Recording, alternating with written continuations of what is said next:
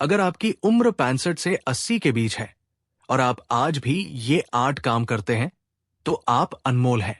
अब सीधे मुद्दे पर आते हैं। पहली आदत, खुद पर निर्भर रहना। अगर आप 65 या 70 की उम्र के बाद भी खुद से नहाते हैं, खाना बनाते हैं, कपड़े पहनते हैं और घर के छोटे मोटे काम खुद करते हैं, तो समझ लीजिए आप एक साधारण बुजुर्ग नहीं, बल्कि प्रेरणा है। आपने उम्र को हराया है, बीमारी को रोका है और आत्मनिर्भरता की मिसाल पेश की है। एम्स और WHO के आंकड़ों के मुताबिक 70 वर्ष की उम्र के बाद भारत के लगभग 60% बुजुर्गों को दैनिक कार्यों में किसी न किसी की मदद की जरूरत होती है। नहाना, खाना, चलना, कपड़े पहनना, ये सब कार्य अगर आप बिना किसी की मदद के कर रहे हैं, तो इसका सीधा मतलब है कि आपकी हड्डियां मजबूत हैं, मांसपेशियां सक्रिय हैं और दिमाग अब भी सजग है। ये आत्मनिर्भरता केवल शारीरिक नहीं होती, ये मानसिक ताकत का भी प्रमाण है।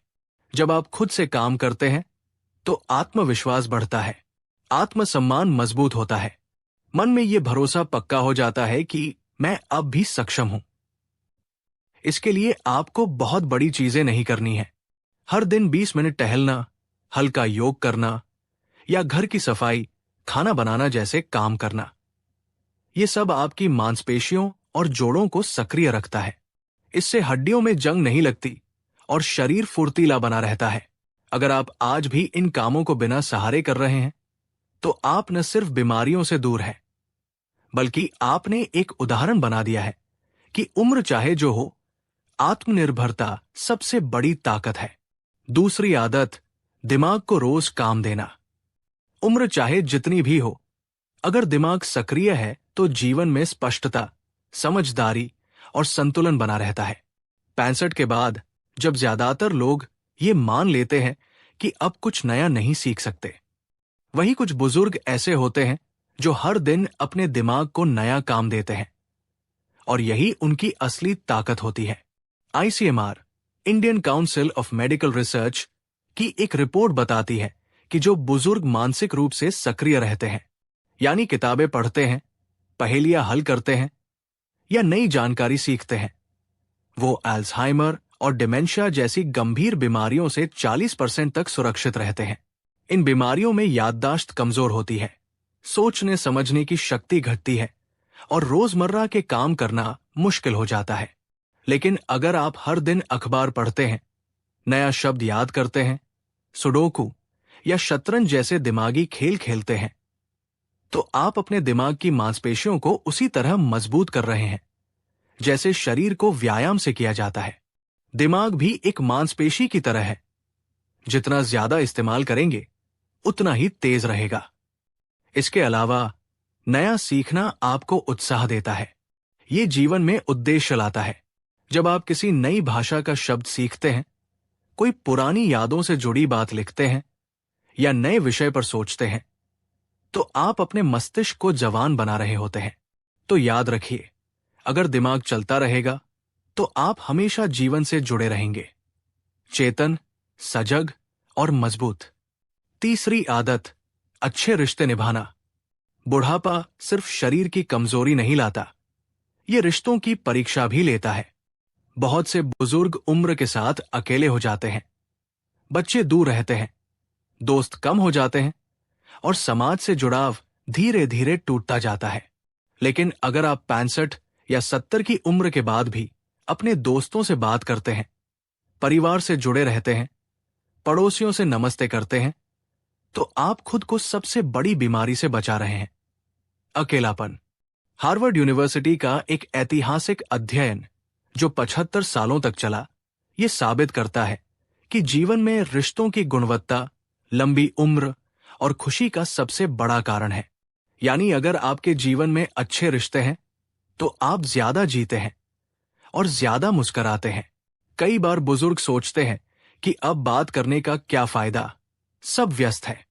लेकिन सच तो यह है कि एक कॉल, एक चिट्ठी, एक मिलने की पहल, ये सब आपके और सामने वाले के दिल को जोड़ते हैं।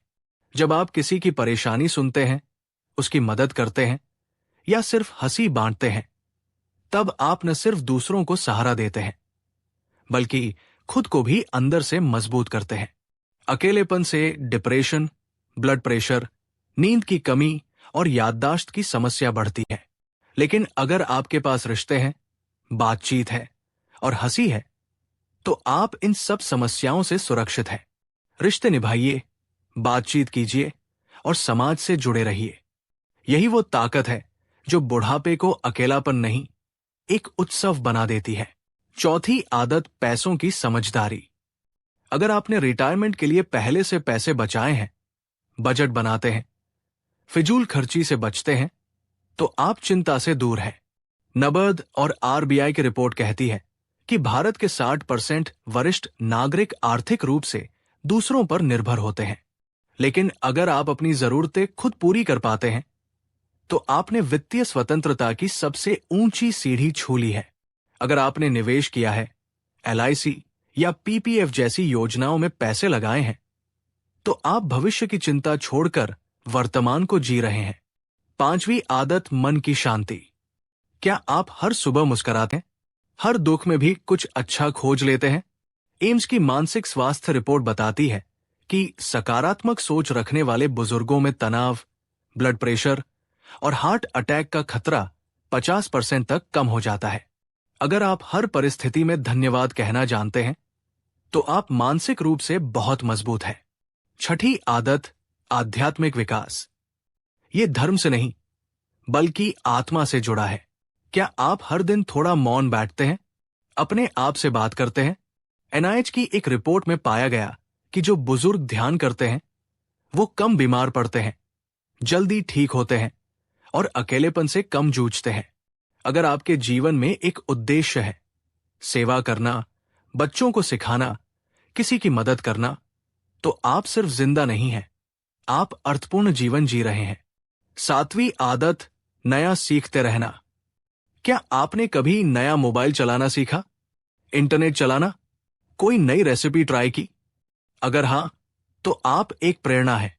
Journal of ageing and human development के अनुसार जो बुजुर्ग नई चीजें सीखते रहते हैं, उनमें याददाश्त कम होने की रफ्तार 30% तक धीमी हो जाती है। अगर आप बदलाव को गले लगाते हैं, नई बातें सीखते हैं, तो आप जीवन को हर दिन नए रंग में जीते हैं।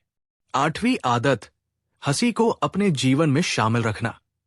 क्या आप अब भी हंसते हैं, जोक सुनाते हैं, बच्चों के साथ खेलते हैं? अगर हां, तो आप जीवन के सबसे गूढ़ रहस्य को समझ चुके हैं।